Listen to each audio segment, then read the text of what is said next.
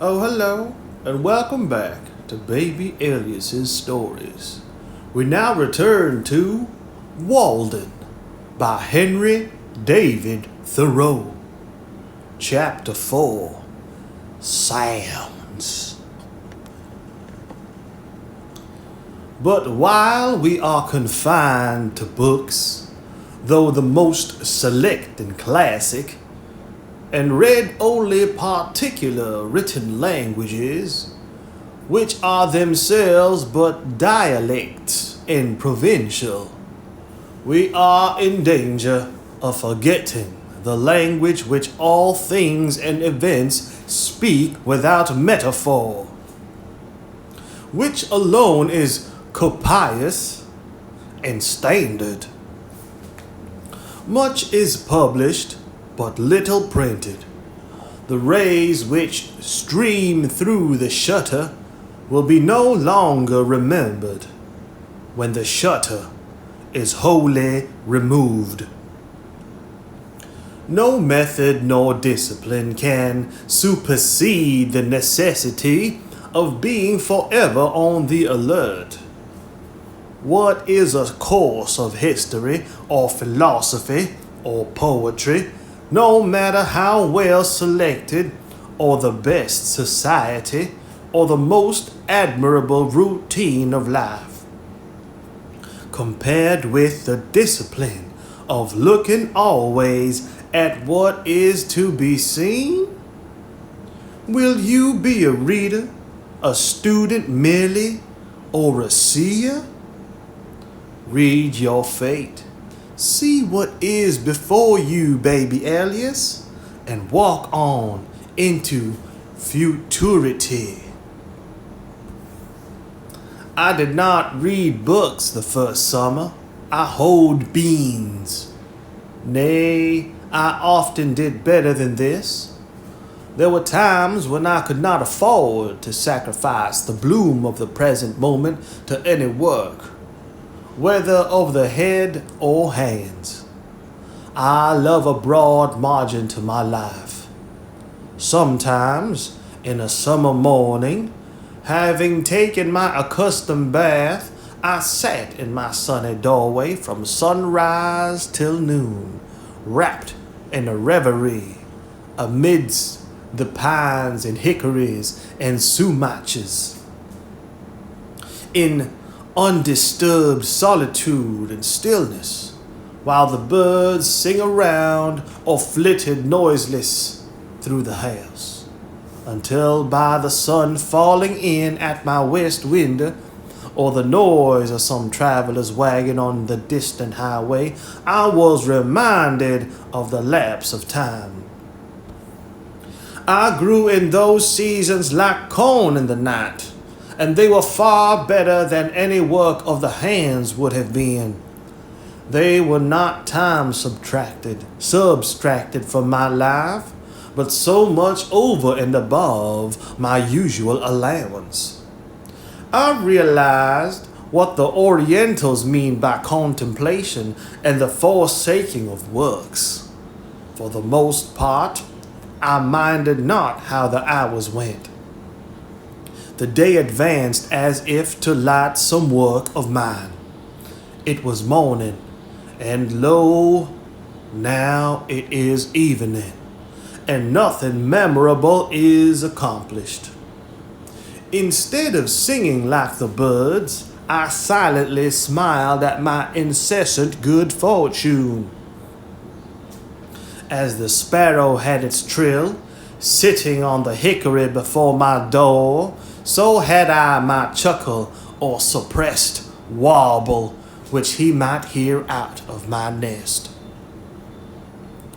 My days were not days of the week, bearing the stamp of any heathen deity, nor were they minced into hours and fretted by the ticking of a clock, for I lived like the Puri Indians, of whom it is said that, for yesterday, today, and tomorrow, they have only one word, and they express the variety of meaning by pointing backward for yesterday, forward for tomorrow, and overhead for the passing day. This was sheer idleness to my fellow townsmen, no doubt. But if the birds and flowers had tried me by their standard, I should not have been found wanting. A man must find his occasions in himself, it is true. The natural day is very calm, and will hardly reprove his indolence. I had this advantage, at least, in my mode of life, over those who were obliged to look abroad for amusement, to society and the theatre, that my life itself was become my amusement and never ceased to be novel. It was a drama of many scenes and without an end. If we were always indeed getting our living and regulating our lives according to the last and best mode we had learned, we should never be troubled with ennui. Ennui? Ennui. Ennui. Ennui. A feeling of listlessness and dissatisfaction arising from a lack of occupation or excitement. Ennui, boredom. If we were always indeed getting our living and regulating our lives according to the last and best mode we had learned, we should never be troubled with ennui. Follow your genius closely enough, and it will not fail to show you a fresh prospect every hour. Housework was a pleasant pastime. When my floor was dirty, I rose early, and setting all my furniture out of doors on the grass, bed and bedstead making but one budget, dashed water on the floor and sprinkled white sand from the pond on it, and then with a broom scrubbed it clean and white. And by the time the villagers had broken their fast, the morning sun had dried my house sufficiently to allow me to move in again. And my meditations were almost uninterrupted. It was pleasant to see my whole household effects out on the grass, making a little pile like a gypsy's pack, and my three-legged table, from which I did not remove the books and pen and ink, standing amid the pines and hickories. They seemed glad to get out themselves, and as if unwilling to be brought in. I was sometimes tempted to stretch an awning over them and take my seat there. It was worth the while to see the sunshine on these things and hear the free wind blow on them. So much more interesting most familiar objects look out of doors than in the house. The bird sits on the next bough. Life, everlasting, grows under the table, and blackberry vines run round its legs. Pine cones, chestnut burrs, and strawberry leaves are strewn about. It looked as if this was the way these forms came to be transferred to our furniture, to tables, chairs, and bedsteads, because they once stood in their midst. My house was on the side of a hill, immediately on the edge of the larger wood, in the midst of a young forest of pitch pines and hickories, and half a dozen rods from the pond, to which a narrow footpath led down the hill. In my front yard grew the strawberry, blackberry, and life everlasting, John's wort and goldenrod, shrub oaks and sand cherry, blueberry and groundnut. Near the end of May, the sand cherry, Cerasus pumila, adorned the sides of the path with its delicate flowers arranged in umbels cylindrically about its short stems, which last In the fall, weighed down with good-sized and handsome cherries, fell over in wreaths like rays on every side. I tasted them out of compliment to nature, though they were scarcely palatable. The sumac, the rus glabra, grew luxuriantly about the house, pushing up through the embankment which I had made, and growing 5 or 6 feet the first season. Its broad, pinnate tropical leaf was pleasant, though strange to look on. The large buds suddenly pushing out late in the spring from dry sticks which had seemed to be dead, developed themselves as by magic into graceful green and tender boughs. An inch in diameter, and sometimes as I sat at my window, so heedlessly did they grow and tax their weak joints.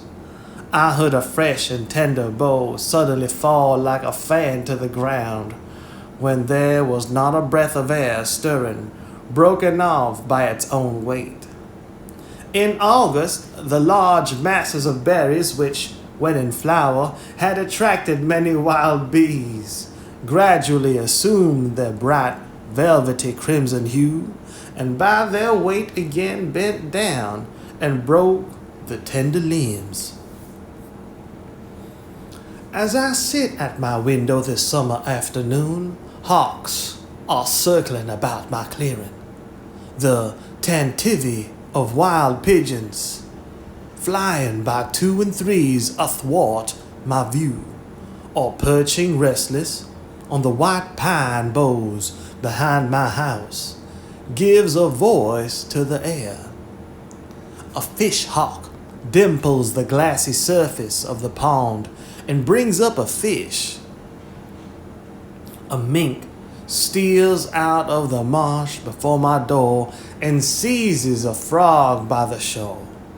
The sedge is bending under the weight of the reed birds flitting hither and thither, and for the last half hour I have heard the rattle of railroad cars, now dying away and then reviving like the beat of a partridge, conveying travelers from Boston to the country. For I did not live so out of the world as that boy who, as I hear, was put out to be a farmer in the east part of the town, but ere long ran away and came home again, quite down at the heel and homesick. He had never seen such a dull and out-of-the-way place. The folks were all gone off. Why, you couldn't even hear the whistle. I doubt if there is such a place in Massachusetts now. In truth, our village has become a butt for one of those fleet railroad shafts, and o'er our peaceful plain, its soothing sound is Concord. The Fitchburg Railroad touches the pond about 100 rods south of where I dwell. I usually go to the village along its causeway and am, as it were, related to society by this link. The men on the freight trains, who go over the whole length of the road, bow to me as to an old acquaintance. They pass me so often, and apparently they take me for an employer, and so I am. I too would fain be a track repairer somewhere in the orbit of the earth. The whistle of the locomotive penetrates my woods summer and winter, sounding like the scream of a hawk sailing over some farmer's yard, informing me that many restless city merchants are arriving within the circle of the town, or adventurous country traders from the other side. As they come under one horizon, they shout their warning to get off the track to the other. heard sometimes through the circles of two towns.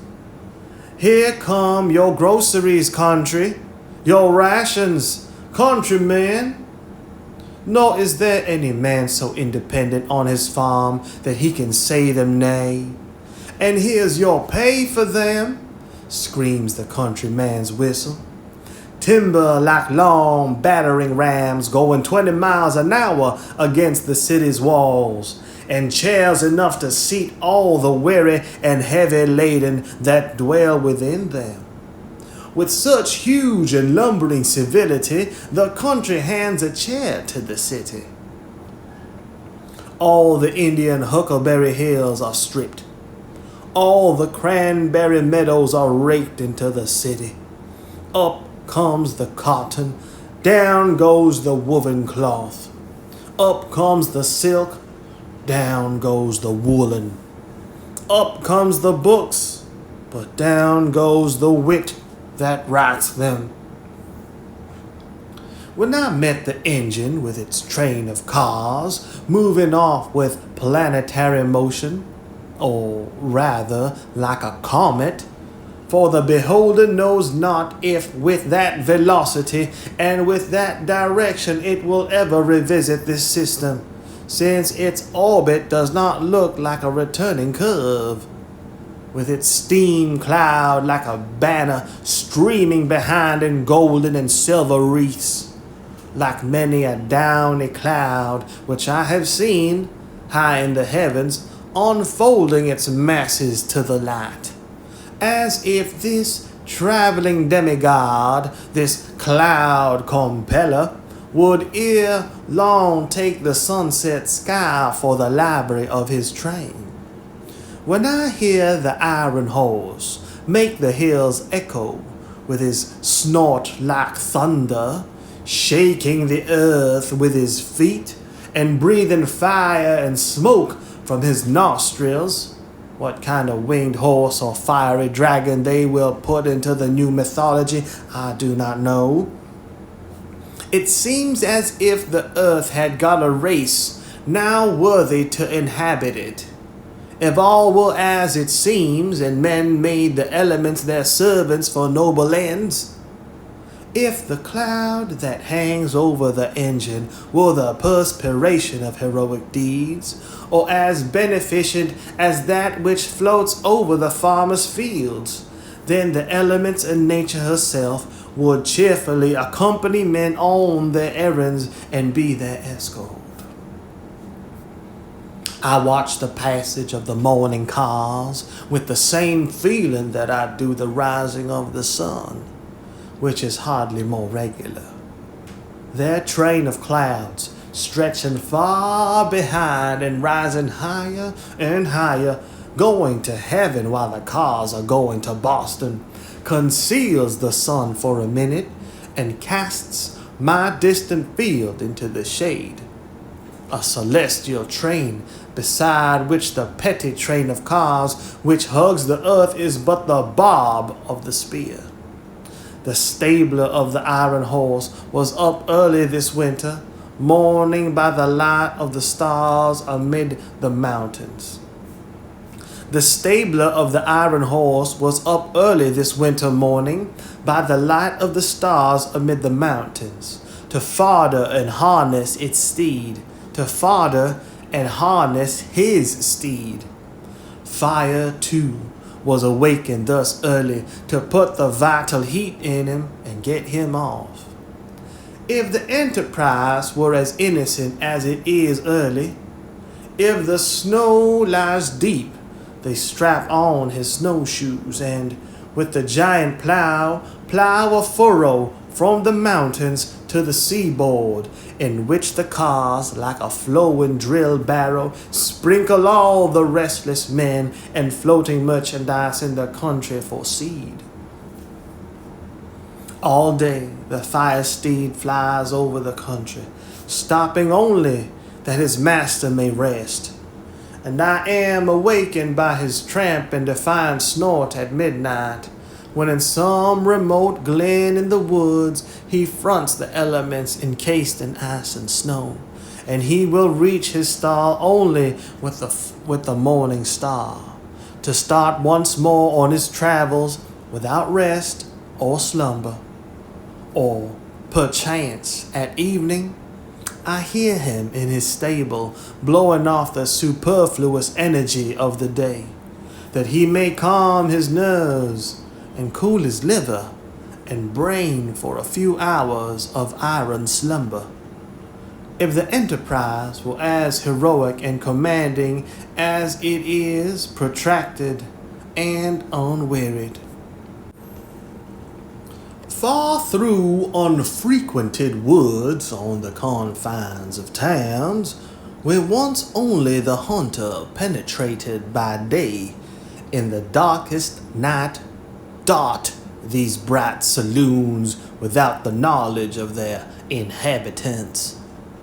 This moment, stopping at some brilliant station house in town or city, where a social crowd is gathered. The next in the dismal swamp, scaring the owl and fox. The startings and arrivals of the cars are now the epochs in the village day. They go and come with such regularity and precision, and their whistle can be heard so far that the farmers set their clocks by them, and thus one well-conducted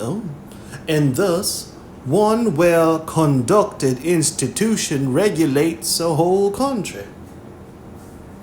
Have not men improved somewhat in punctuality since the railroad was invented? Do they not talk and think faster in the depot than they did in the stage office? There is something electrifying in the atmosphere of the former place. I have been astonished at the miracles it has wrought, that some of my neighbors who I should have prophesied once for all would never get to Boston by so prompt a conveyance, are on hand when the bell rings. To do things railroad fashion is now the byword, and it is worth the while to be warned so often and so sincerely by any power to get off its track. There is no stopping to read the riot act, no firing over the heads of the mob in this case. We have constructed a fate, an atropos that never turns aside. Let that be the name of your engine. Men are advertised that at a certain hour and minute these bolts will be shot toward particular points of the compass. Yet it interferes with no man's business, and the children go to school on the other track. We live the steadier for it. We are all educated thus to be sons of Tell. The air is full of invisible bolts. Every path but your own is the path of fate. Keep your own track then. What recommends commerce to me is its enterprise and bravery. It does not clasp its hands and pray to Jupiter. I see these men every day go about their business with more or less courage and content, doing more even than they suspect, and perchance better employed than they could have consciously devised. I am less affected by their heroism who stood up for half an hour in the front line at Buena Vista than by the steady and cheerful valor of the men who inhabit the snowplow for their winter quarters, who have not merely the 3 o'clock in the morning courage, which Bonaparte thought was the rarest, but whose courage does not go to rest so early, who go to sleep only when the storm sleeps or the sinews of their iron steed are frozen. On this morning of the great snow, perchance, which is still raging and chilling men's blood, I bear the muffled tone of their engine bell from out the fog bank of their chilled breath, which announces that the cars are coming without long delay. Notwithstanding the veto of a New England northeast snowstorm, and I behold the plowmen covered with snow and rime, their heads peering above the mold board which is turning down other than daisies and the nests of field mice, like boulders of the Sierra Nevada that occupy an outside place in the universe. Commerce is unexpectedly confident and serene, alert, adventurous, and unwearied. It is very natural in its methods, withal, for more so than many fantastic enterprises and sentimental experiences, and sentimental experiments, and hence its singular success. I am refreshed and expanded when the freight train rattles past me, and I smell the stores which go dispensing their odors all the way from Long Wharf to Lake Champlain, reminding me of foreign parts, of coral reefs and Indian oceans, the tropical climes and the extent of the globe. I feel more like a citizen of the world at the sight of the palm leaf, which will cover so many flaxen New England heads the next summer, the Manila hemp and coconut husks, the old junk, gunny bags, scrap iron, and rusty nails. This carload of torn sails is more legible and interesting now than if they should be wrought into paper and printed books. Who can write so graphically the history of the storms they have weathered as these rents have done?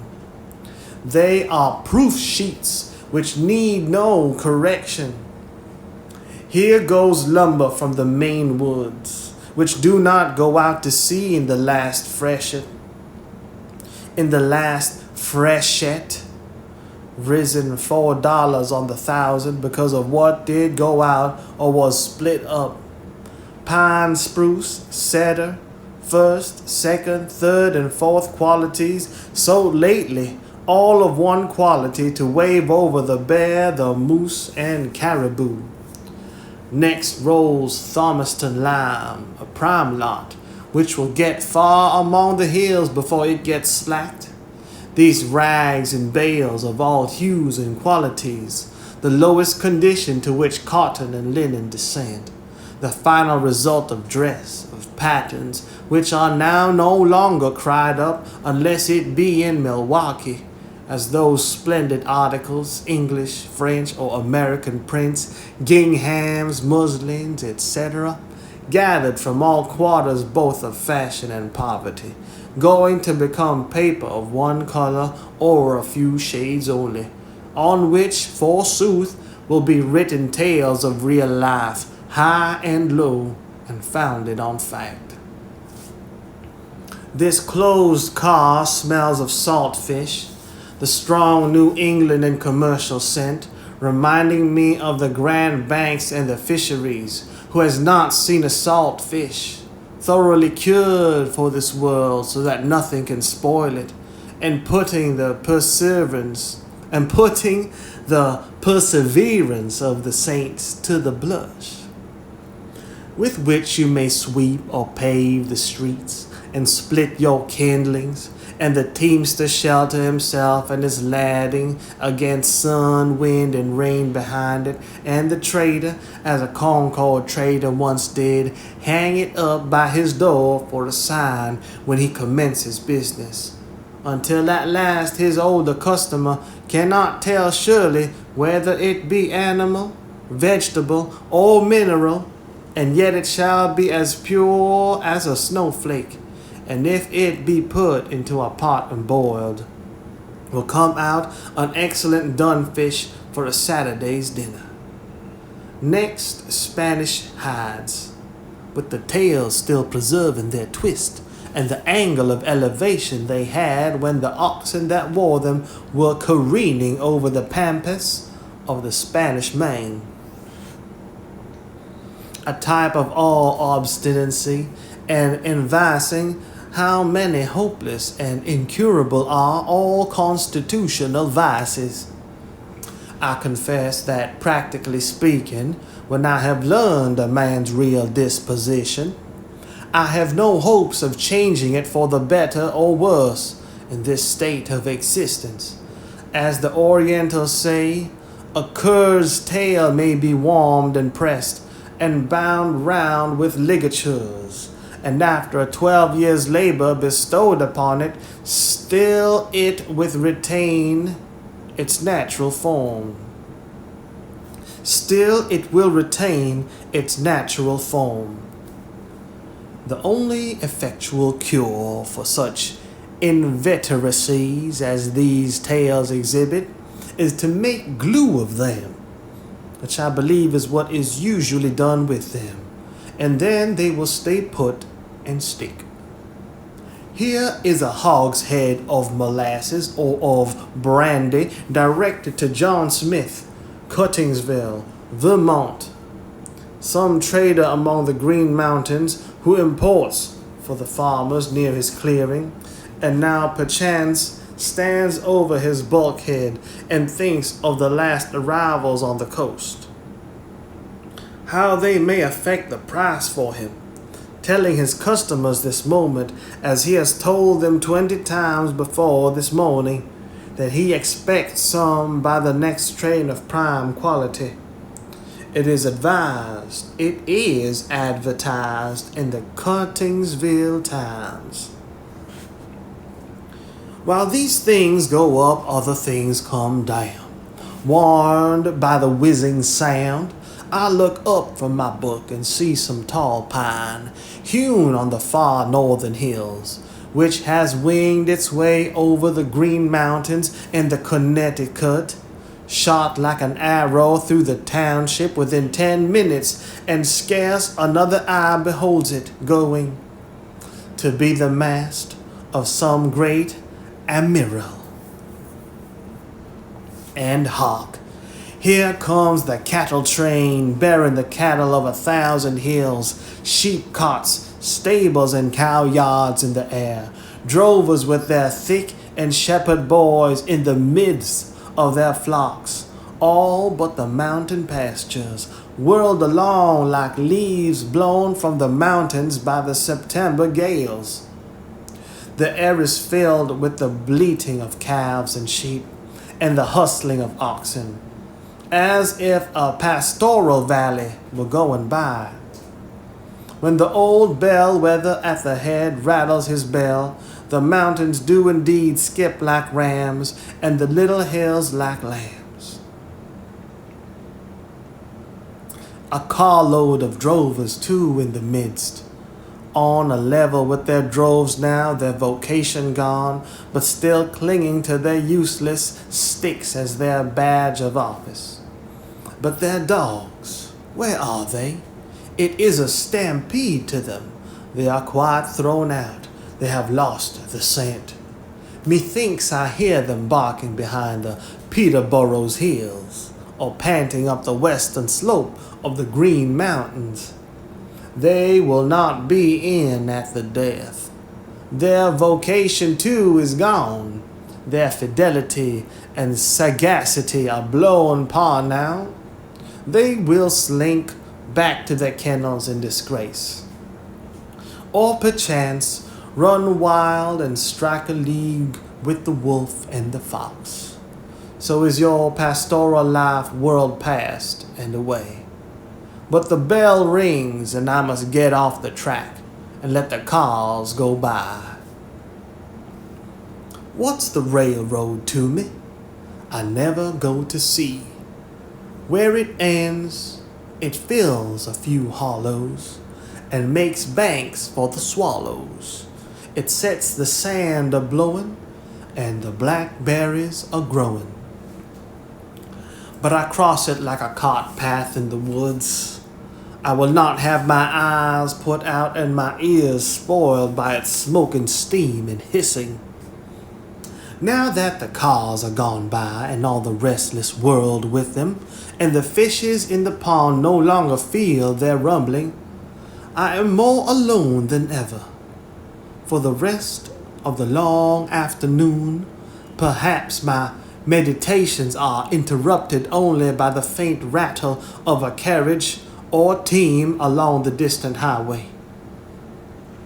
Sometimes on Sundays I heard the bells, the Lincoln, Acton, Benford, or Concord bell, when the wind was favorable, a faint, sweet, and, as it were, natural melody, worth importing into the wilderness. At a sufficient distance over the woods, this sound acquires a certain vibratory hum, as if the pine needles in the horizon were the strings of a harp which it swept. All sound heard at the greatest possible distance produces one and the same effect, a vibration of the universal lyre, just as the intervening atmosphere makes a distant ridge of earth interesting to our eyes by the azure tint it imparts to it. There came to me in this case a melody which the air had strained, and which had conversed with every leaf and needle of the wood, that portion of the sound which the elements had taken up and modulated and echoed from vale to vale.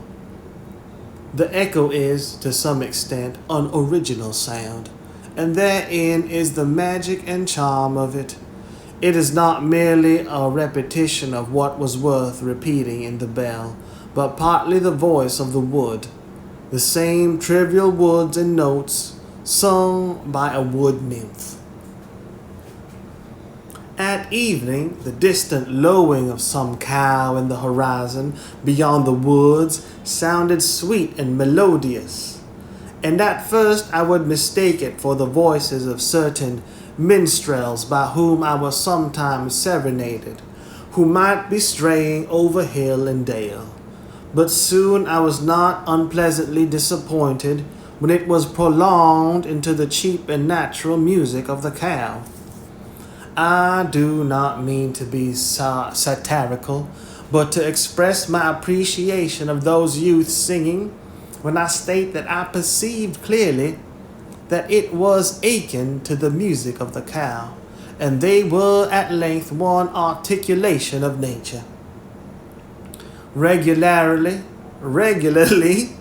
at 7:30 in one part of the summer, after the evening train has gone by, the whip-poor wills chanted their vespers for half an hour, sitting on a stump by my door or upon the ridgepole of the house. They would begin to sing almost with as much precision as a clock within 5 minutes of a particular time, referred to the setting of the sun every evening. I had a rare opportunity to become acquainted with their habits. Sometimes I heard 4 or 5 at once in different parts of the wood, by accident, one a bar behind another, and so near me that I distinguished not only the cluck after each note, but often that singular buzzing sound like a fly in a spider's web, only proportionally louder. Sometimes one would circle round and round me in the woods a few feet distant, as if tethered by a string, when probably I was near its eggs. They sang at intervals throughout the night, and were again as musical as ever, just before and about dawn. When other birds are still, the screech howls take up the string, like mourning women their ancient ululu. Their dismal scream is truly Ben Jonsonia, wise midnight hags. It is no honest and blunt to-wit to-who of the poets, but without jesting, a most solemn graveyard ditty, the mutual consolations of suicide lovers, remembering the pangs and the delights of supernal love in the infernal groves. Yet I love to hear their wailing, their doleful responses, trilled along the woodside, reminding me sometimes of music and singing birds, as if it were the dark and tearful side of music, the regrets and sighs that would fain be sung. There are the spirits, the low spirits and melancholy forebodings of fallen souls that once in human shape night walked the earth and did the deeds of darkness, now expiating their sins with their wailing hymns or threnodies in the scenery of their transgressions. They give me a new sense of the variety and capacity of that nature which is our common dwelling. Oh, ooh, ooh, ooh, ooh, that I never had been born. That's what it says. O-O-O-O, that I never had been bore-R-R-R-N exclamation mark. Oh, that I never had been born. Sighs one of this side of the pond, and circles with the restlessness of despair to some new perch on the gray oaks. Then, that I never had been born, echoes another on the farther side with tremulous sincerity. And born comes faintly from far in the Lincoln woods. I was also serenaded by a hooting owl. Near at hand you could fancy it the most melancholy sound in nature, as if she meant by this to stereotype and make permanent in her choir the dying moans of a human being. Some poor weak relic of morality who has left hope behind and howls like an animal, yet with human sobs, on entering the dark valley, made more awful by a certain gurgling melodiousness. I find myself beginning with the letters GL when I try to imitate it, expressive of a mind which has reached the gelatinous, mildewy stage in the mortification of all healthy and courageous thought. It reminded me of ghouls and idiots and insane howlings, but no one answers from far woods in a strain made really melodious by distance. Hoo, hoo, hoo, hooah, hoo. And indeed, for the most part, it suggested only pleasing associations, whether heard by day or night, summer or winter. I rejoice that there are owls.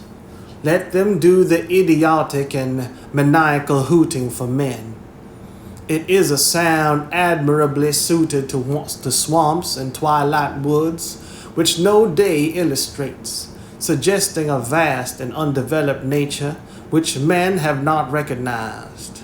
They represent the stark twilight and unsatisfied thoughts which all have.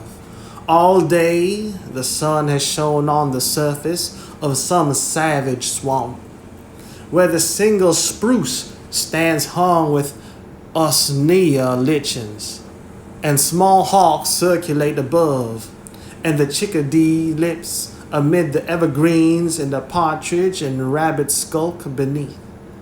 But now a more dismal and fitting day dawns, and a different race of creatures awakes to express the meaning of nature there. Late in the evening I heard the distant rumbling of wagons over bridges, a sound heard farther than almost any other at night. The baying of dogs, and sometimes again the lowing of some disconsolate cow in a distant barnyard. In the meanwhile all the shore rang with the trump of bullfrogs, the sturdy spirits of ancient wine, bibbers and way sailors, still unrepentant, trying to sing a catch in their Stygian lake.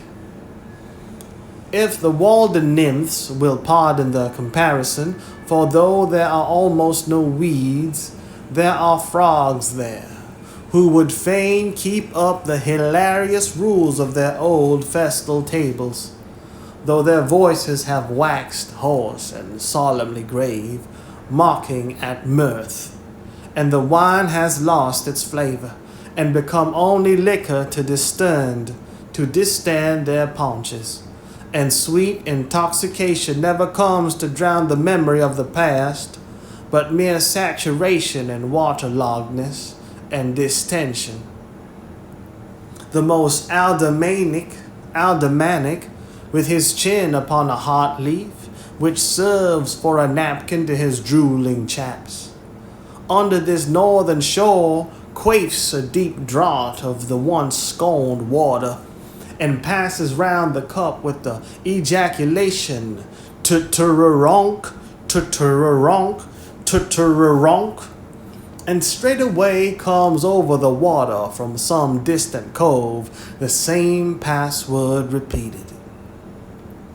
Whether next in seniority and girth has gulped down to his mark, and when this observance has made the circuit of the shores, then ejaculates the master of ceremonies with association, with satisfaction, "Turaronk," and each in his turn repeats the same down to the least distended, leakiest and flabbiest, paunched, that there be no mistake, and then the howl goes round again and again until the sun disperses the morning mist. And only the patriarch is not under the pond, but vainly bellowing "trunk" from time to time, and pausing for a reply. I am not sure that I ever heard the sound of cock crowing for my clearing, and I thought that it might be worth the while to keep a cockerel for his music merely as a singing bird. The note of this once wild Indian pheasant is certainly the most remarkable of any birds, and if they could be naturalized without being domesticated, it would soon become the most famous sound in our woods, surpassing the clangor of the goose and the hooting of the owl. And then imagine the cackling of the hens to fill the pauses when their lords' clarions rested. No wonder that man added this bird to his tame stock, to say nothing of the eggs and drumsticks. To walk in a winter morning in a wood where these birds abounded, their native woods, and hear the wild cockerels crow on the trees, clear and shrill for miles over the resounding earth, drowning the feebler notes of other birds. Think of it. It would put nations on the alert, who would not be early to rise, and rise earlier and earlier every successive day of his life, till he became unspeakably healthy, wealthy, and wise. This foreign bird's note is celebrated by the poets of all countries along with the notes of their native songsters. All climates agree with brave Chanticleer. He is most indigenous. He is more indigenous even than the natives. His health is ever good. His lungs are sound. His spirits never flag. Even the sailor on the Atlantic and Pacific is awakened by his voice, but its shrill sound never roused me from my slumbers. I kept neither dog, cat, cow, pig, nor hens, so that you would have said there was a deficiency of domestic sounds. Neither the churn, nor the spinning wheel, nor even the singing of the kettle, nor the hissing of the urn, nor the children crying to comfort one. An old-fashioned man would have lost his senses or died of ennui before this. Not even rats in the wall, for they were starved out, or rather were never baited in. Only squirrels on the roof and under the floor, a whip-poor will on the ridgepole, a blue jay screaming beneath the window, a hare or woodchuck under the house, a screech owl or a cat owl behind it, a flock of wild geese or a laughing loon on the pond, and a fox to bark in the night. Not even a lark or an oriole, those mild plantation birds, ever visited my clearing. No cockerels to crow, nor hens to cackle in the yard. No yard, but unfenced nature reaching up to your very sills. A young forest growing up under your meadows, and wild sumaches and blackberry vines breaking through into your cellar. Sturdy pitch pines rubbing and creaking against the shingles for want of room. Their roots searching quite under the house, instead of a scuttle or a blind blown off in the gale. A pine tree snapped off or torn up by the roots behind your house for fuel, instead of no path to the front yard gate in the great snow. No gate, no front yard, and no path to the uncivilized world.